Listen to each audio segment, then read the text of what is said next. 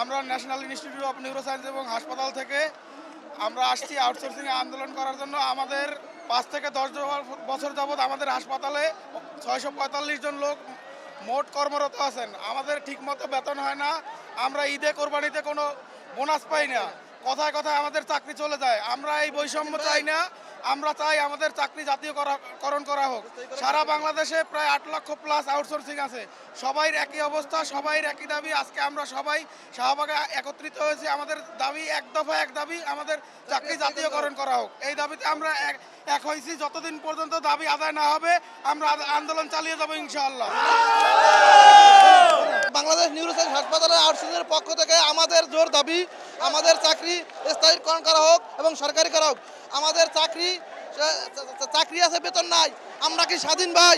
এক দফা এক দাবি, আমাদের শূন্য পদে নিয়োগ দিতে হবে এবং চাকরি স্থায়ী করতে হবে। এক দফা এক দাবি, আমাদের আর কোনো দাবি নেই। সরকারিকরণ, চাকরি স্থায়ীকরণ, আর কোনো দাবি নেই আমাদের। আমরা নাকি তাদের লোক নয়, তো স্বাধীন বাংলাদেশে তারাও স্বাধীন, আমরাও স্বাধীন। তাহলে আমরা কারা?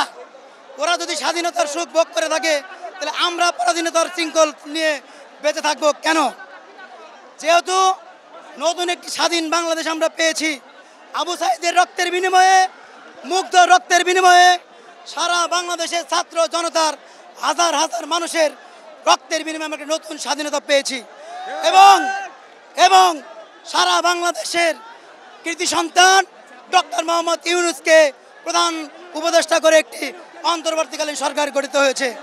আমাদের আজকে শাহবাগ চত্বর থেকে সারা বাংলাদেশের আউটসোর্সিং কর্মচারীদের পক্ষ থেকে একটাই দাবি, আমাদেরকে সকল প্রতিষ্ঠানে এই অনিয়ম, অত্যাচার, জুলুম বন্ধ করে আমাদের স্ব প্রতিষ্ঠানে সকল আউটসোর্সিং কর্মচারীদের বয়স শিথিল করে সেখানে চাকরি রাজস্ব খাতে স্থানান্তর করতে হবে।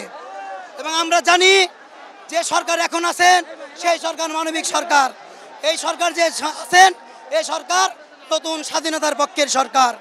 আমরাও বলতে চাই, এই শাহবাগ চত্বর থেকে ঘোষণা দিতে চাই, যতক্ষণ পর্যন্ত এই বৈষম্য দূর করা না হবে, এই আউটসোর্সিং প্রথা বিলুপ্ত না করে আমাদেরকে রাজস্ব খাতে স্থানান্তর করা না হবে, ততক্ষণ পর্যন্ত আমরা এক একজন আবু সাঈদ হয়ে যাব, এক একজন স্নিগ্ধ হয়ে যাব, এক একজন ছাত্র জনতা হয়ে যাব।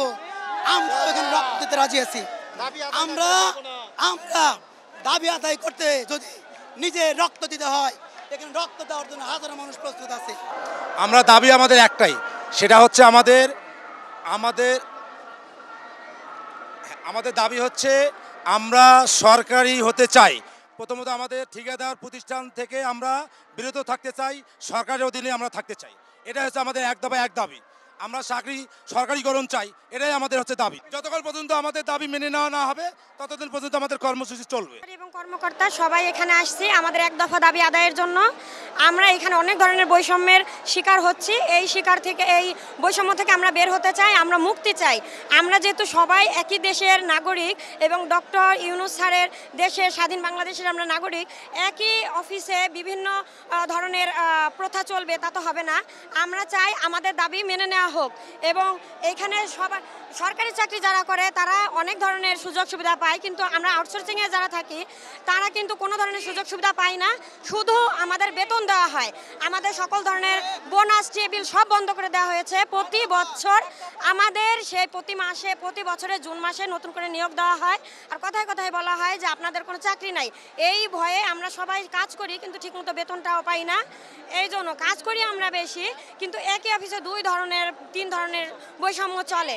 তো আমরা চাই না, আমরা একটাই দাবি, আমাদের স্থায়ীকরণ করা হোক, জাতীয়তাকরণ করা হোক, এটাই আমাদের দাবি। প্রতি জুন মাসে আমাদের যে বেতনটা কেটে নেওয়া হয় এটা কোথায় যায়, এবং আমাদের যে বেতন কাটার পরেও যা থাকে সেখান থেকে 5% 10% ভ্যাট কাটা হয়, এটা কি কারণে কাটা হয় আমরা জানতে চাই। সেটা আমাদের সবার একটাই দাবি।